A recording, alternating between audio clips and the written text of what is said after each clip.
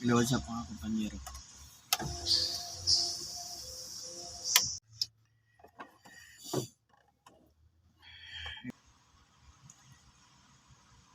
Today is January 26.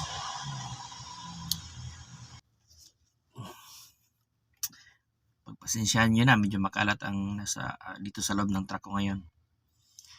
Kasi wala akong ibang lagayan ng aking mga tarp at saka itong net na ginagamit ko sa pag-cover ng mga pangarga. Yan, kahit na madumi, kahit na dito ko na lang muna nilagay kasi kakatanggal ko lang nito. Tinulungan ako ni John kanina. Kakatanggal lang namin ito tapos walang ibang mapaglagyan. Kaya dito muna sa loob. Kasi pagkatapos na madiskarga ang aking pangarga na mga mantika, mga kahong-kahong mantika ay ililipat ko na to sa labas sa may trailer tapos tatalian lang ng binder.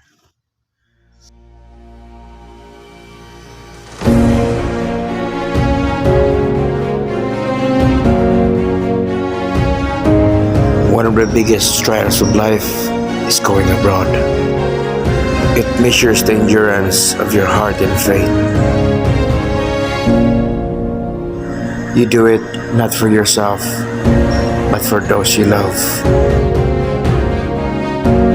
Endure whatever fatigue and longing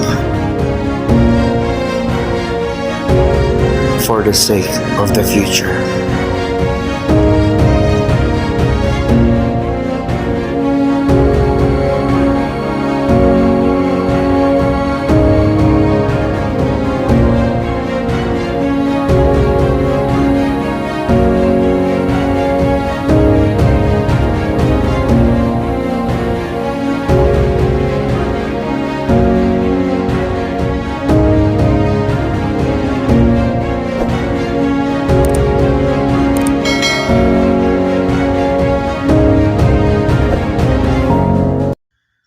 So ayun mga kumpanyero, today is January 26, araw ng Biyernes dito mga kumpanyero.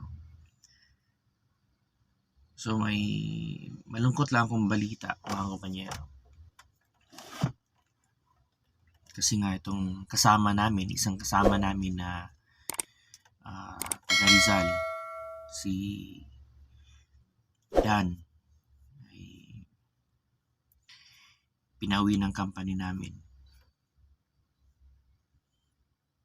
Dahil sa nangyaring aksidente. Hindi ko na lang masyadong i-detail mga kumpanyero. Kumbaga, itago na lang natin isang controversial na pangyayari. So ayun,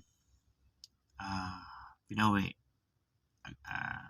pinagdesisyonan na pauwiin. So kahapon lang namin nalaman na pauwiin siya. Kasi bigla kami pinatawag sa opisina. Kami tatlo, June, ako, sa si Dan.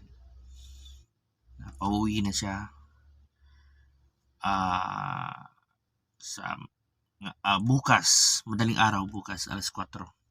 So mamayang gabi, mga alas 8 o siguro mga alas 12 ng gabi, ating gabi, ihati na si mamaya sa airport. So baka hindi ko na siya maabutan kasi nandito pa nga ako sa biyahe.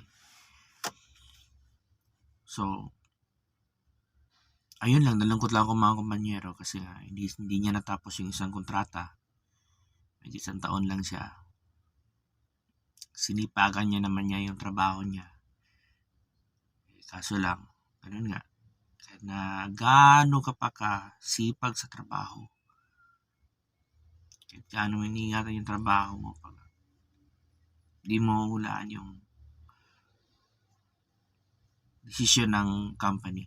Lalong-lalo na pagka na-disgrasya ka at medyo malaki-laki yung damages. Ayun.